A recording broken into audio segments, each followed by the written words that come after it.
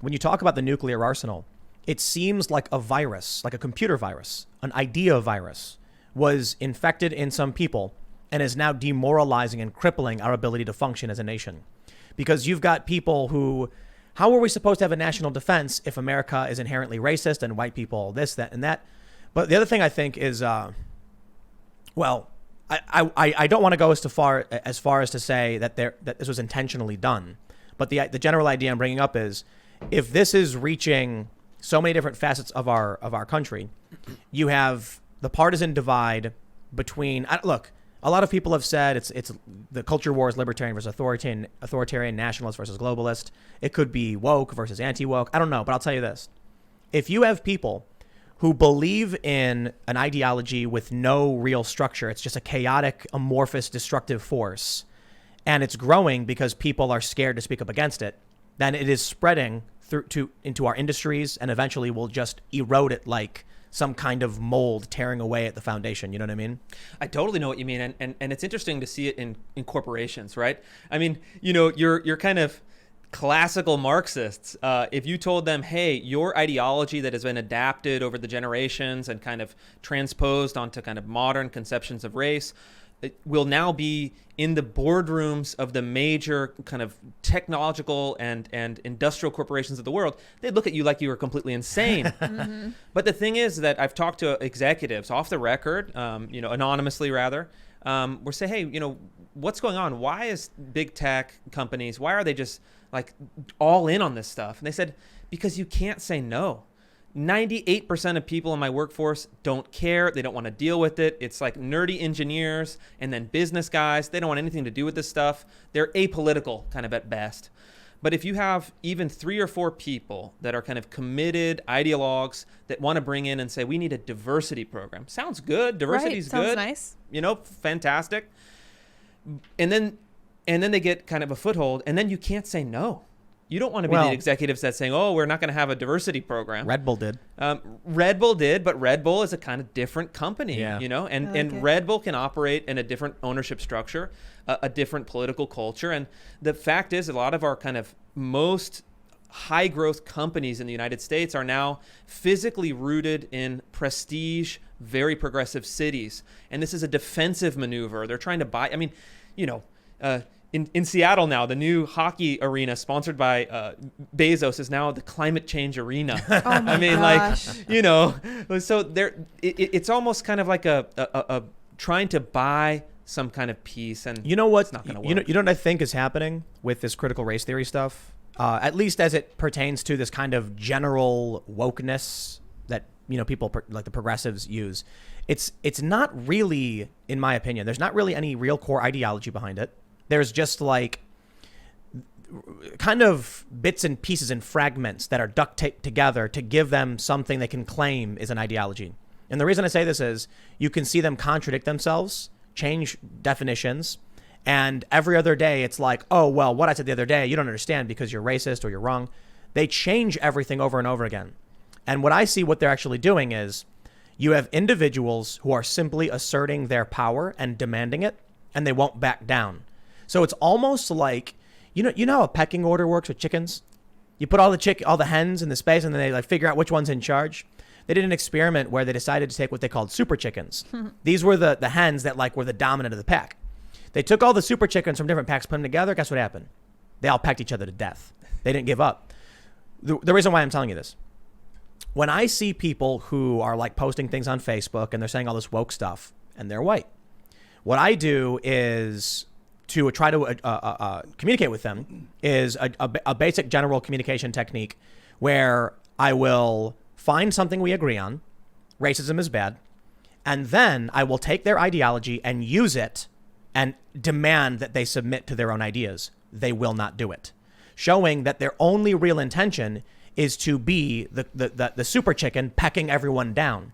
So an example of this would be a white person. I just saw this exchange on Facebook. A white person said in a post, if you are friends with a black person, but you don't know their pain, then you're not really friends with that black person. And a mixed race black person responded with, excuse me, I don't need a white person telling me about my life and my experiences. I certainly don't need them fighting on my behalf. I've dealt with enough racism from both sides. And then this person started arguing with them. You don't understand anything what you're talking about. Clearly showing they don't really believe in an ideology.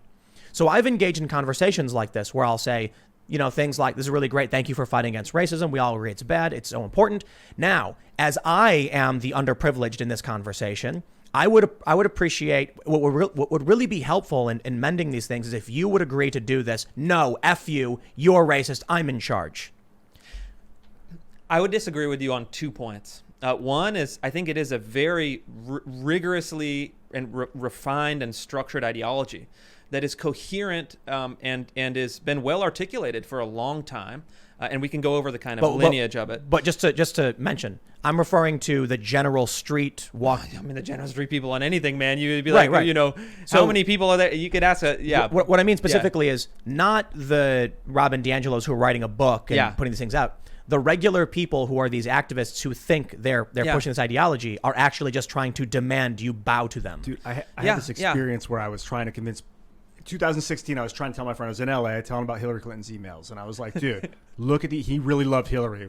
It's her time, Ian. It's her time." And I'm like, "Dude, look at what she had with Sidney Blumenthal." I was like laying it out for him, and he was just building and getting angry and angry. And then all of a sudden, he started screaming at me, "It's just your white privilege, Ian. You've got white privilege." And we'd been friends for like a decade. He'd never mentioned anything like that. That was somewhere deep inside of him, and he was screaming, and I didn't know what to say. I was like, "I'm not racist." No. It was an attempt to just. I win. I'm in charge. Exactly. Yeah. It was like a weird, irrational power play. Yeah. It's a power play. Yeah. So second. But that's actually, and this is a really important point to understand.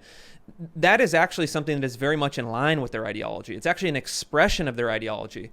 The critical race theorists in the foundational text of the 1990s explicitly reject objectivity. So it's actually not a contradiction of their ideology to say, well, that's that, this is this. Who knows? It's not objective, but my personal narrative. No. My lived experience. My lived experience, right. They love adding unnecessary adjectives to sound smart. Yes, right? My lived experience. My lived experience. Whoa, Yeah. What happened to my experience? Right. Right. But no, but it really is. And because they argue, and much like Marx argued, is that, we have created these systems like democracy, like the Constitution, like private property, like liberalism, like civil rights even. But those are simply camouflage for naked power and domination. And we have to dismiss those kind of false structures of freedom and equality and boil the world down to simple power relations. So whatever you do, expressing your power, calling you a white privilege guy, or shutting your friend down even if he's mixed race on Facebook, or whatever it is justified ideologically because they've rejected objective truth. Yes. They've rejected kind of what they would call traditional theory. They've rejected norms. And then in a world where there's nothing but power, everything is justified. Yes. I think if you look at everything they've written, they've created, I guess, what people refer to as a Kafka trap. No matter what you do, you're it. If you reject that you're racist, it proves you're racist. Yeah. But it really does feel like none of what they're saying actually makes sense. Like when they call Ben Shapiro an Orthodox Jew a Nazi, and when they call Candace Owens, a black woman, a white supremacist. I know. Any regular person sitting down, I'm just imagine there's like some guy. He's sitting in a chair having a coffee with his eyes half closed, just not really caring about the world. And, he's got his phone and he's looking. And then he sees across the street Candace Owens, a black woman, and some white guy goes, "You're a white supremacist." And that guy thinks, what the? That's the weirdest thing I've ever seen. Yeah, like this person is deranged. Did you see there's this really funny video? I shouldn't call it funny, but there's a black guy holding a Trump flag and a white guy wearing a Black Lives Matter shirt yelling at him. And it's like, what is amazing. But it doesn't matter because psychologically it doesn't matter because even if it's totally absurd to the general public, you live in a world where you have a limited number of social connections, maybe 200 social connections, like on average a person. So if the people that are actually meaningful to you, or even weirder, the people who are in your, Twitter mentions, if you're not kind of steeled to it, at this point you're steeled to it. You don't care what people say. But most people, for them, if you get mobbed on Twitter, the first time it happened to me, it was terrifying. Right, it's awful. I'll admit it, it's terrible. And you feel like, oh my God, you feel like your life is over. You feel like, it's an ephemeral thing, but psychologically you feel like it's the end of the world.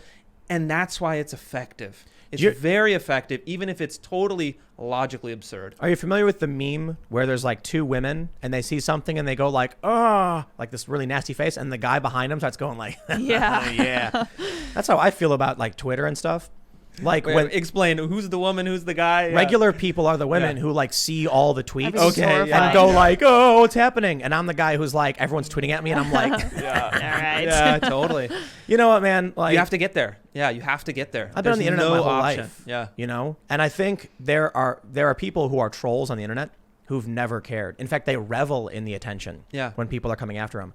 But this is you are correct in how it works. But what people don't realize is that one person can do it with sock puppet accounts. So you're familiar with sock puppetry? Yeah. Let's say you're a bakery and you made a American flag cupcakes for the 4th of July. Aw. And then all of a sudden on Twitter, you get 50 notifications. Your phone's going, "Brr, brr, brr, brr, brr, brr, brr," and you're like, this has never happened to you before. You don't get this. And you look and they're like, I can't believe you would do this. Indigenous people you are offended. I can't believe it. There are migrants in this country. That flag is a symbol of hatred. And then you're like, well, I'm getting inundated by all these people. Yeah. To you, seeing an endless feed of all these people saying F you racist feels like everyone. Yeah. But it is but a handful of people. It's like one So sad, lonely guy. Did you see that down video the of street? all the, Yeah. like the guy with all the cell phones? He's got like 60 of them, and he's like yeah. doing all. Well, no, this- the exactly. click farmers Yeah. they'll have a wall of phones and they walk up and they go swipe, enter, swipe, enter, Yeah. swipe, enter. That reminds me of this the family. I think it was Family Guy. They Peter Griffin. He's like doing his public access show and it's really offensive. And then the FCC is like, we've received 7 phone calls, and of course that translates to 700 billion people, like something like that. Like they just extrapolate. Regular people see a small handful, and it feels like everyone, and they bend immediately. Dude, Yeah. even having one of my good And friends. you can't blame him. I mean, you really have to feel sympathy for some No, guy. He's like, no, I'm I'm sorry. a pizza owner. I don't know what's happening. It's very frightening. Obviously, I hope that they don't. And I think that over time, as a culture, we're kind of adapting to this, so it's becoming more diffuse. But, you know, you have to understand it at least. There's Yeah. 2 ways we can go with it. Yeah. The wokeists gain control, and everyone just is terrified and living underneath the boot, worried that they'll say something wrong, and so they don't realize that everyone feels the same way as they do. That would be a scary reality. Where I would like this to go is that people become calloused. Yeah. And then they start saying, go F yourself. Yeah. Someone walks in their store and says, I couldn't help but notice that you have a poster in your window. Oh, yeah? You want me to put up 2 of them? So basically, we need to like adopt the Queen's mindset across the United States. You know, just don't care. And I think you're right, but I think there's another dynamic that's really important to establish. I think it's that in a kind of culture war, let's say that's the metaphor. Obviously, it's not a real war, but you need to have kind of arms parity. So you need to have kind of an equivalent kind of destructive power on both sides so that there's some kind of negotiated truce to recreate a kind of middle. Because right now, you're wasting your time. Anyone, if you're arguing with your friend on Facebook about politics and they're at that point, there's actually not a point of dialogue that's possible. That's gone. You're wasting your time. They're wasting their time. You have to understand when dialogue is possible, when it's not. But when you have 2 political movements or political cultures that can come to some kind of truce or some kind of parity or some kind of sense of, well, I'm not going to go on the attack right now because I'll get it just as bad. Then you create the possibility of a battlefield turns into some common ground. And I think that's important. And frankly, the progressives are still much stronger on this stuff. And the conservatives find themselves, Dude. where are my tax cuts? Thanks for checking out this clip from the Timcast IRL podcast. We do the show live Monday through Friday at 8 p.m. So come back to check us out when we go live.